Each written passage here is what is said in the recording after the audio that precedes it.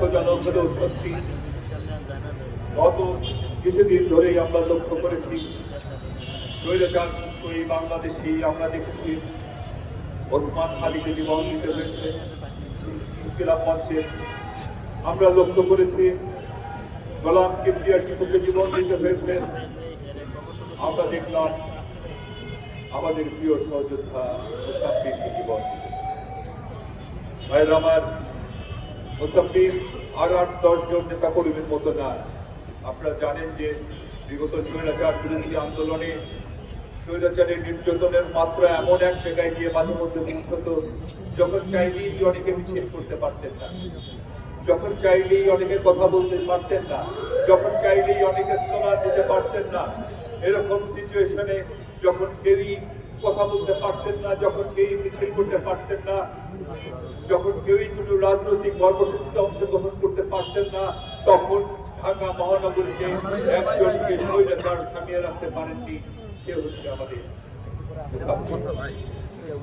শত প্রতিকূলতার মধ্যেও স্বৈরাচারের বিরুদ্ধে মিছিল হয়েছে, যে মিছিলের নেতৃত্বে ছিল মুসাফির।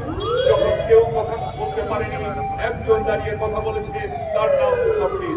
যখন কেউ কোনো কর্মসূচি ঠিকমতো পালন করতে পারে নাই পরিস্থিতির কারণে, তখন একজন রাজপথে মিছিল দিয়ে সেই কর্মসূচি সফল করবার জন্য জীবন মৃত্যুর সন্ধিক্ষণে বারবার গিয়ে তার সাহসের ঠিকানা দেখিয়েছে, তার নাম হচ্ছে মুসাফির। সেই মুসাফিরকে দেওয়া পরিচিত ভাবে হত্যা করা হয়েছে। কি ভাষায় এই ঘটনা জানাবো আমার ঠিক জানা নেই।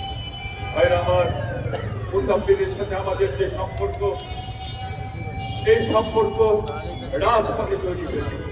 মুসাফির আমাদের ভাই নয়, কিন্তু রাজপথে এই বীর দাদা রাজপথে রক্ত ঘাম মিশ্রণে যে সম্পর্ক গড়ে ওঠে, সে সম্পর্ক কখনোই রক্তের সম্পর্কের যে কোনো দিক দিয়ে কম নয়। আজকে মুসাফিরকে হারিয়ে আমরা না হারে ভাইরা আমার, জেলখানায় মুসাফিরের সাথে আমাদের দেখা হয়েছে, রাজপথে মিছিলে আমাদের সাথে দেখা হয়েছে, টিভি রিমাইন্ডে যখন আমাদের সংগ্রামী সহযোদ্ধাদের সাথে লোক দিয়ে মাথা নিচের দিকে ঝুলিয়ে মাথার পিস্তল ঠেকিয়ে স্বীকারোক্তি দেবার জন্য চেষ্টা করা হয়েছে আর বারবার শরীরে আঘাত করা হয়েছে, সেই আত্মচিৎকারের মধ্যে আমরা যাদের কণ্ঠস্বর শুনেছি, তার মধ্যে মুসাফিরের কণ্ঠস্বরও আমাদের কানে ভেসে এসেছে। ভাইরা আমার, এই মুসাফিরকে হত্যা করা হলো। আমরা এই ঘটনার তীব্র ভাষায় নিন্দা জানাই এবং অনতি বিলম্বে এই ঘটনার এই হত্যাকাণ্ডের পিছনে যারা জড়িত, তারা যারাই যেই হোক, অনতি বিলম্বে তাদেরকে গ্রেপ্তার করে বিচারের কাঠগড়ায় দাঁড় করাতে হবে। আমি এই ইন্টারিম গভর্নমেন্টকে বলতে চাই, আপনারা বলেছেন আপনারা নির্বাচন করবেন, আমরা আপনাদের কথায় বিশ্বাস করেছি। আপনারা নির্বাচনের তারিখ দিয়েছেন, আমরা তাকে স্বাগত জানিয়েছি।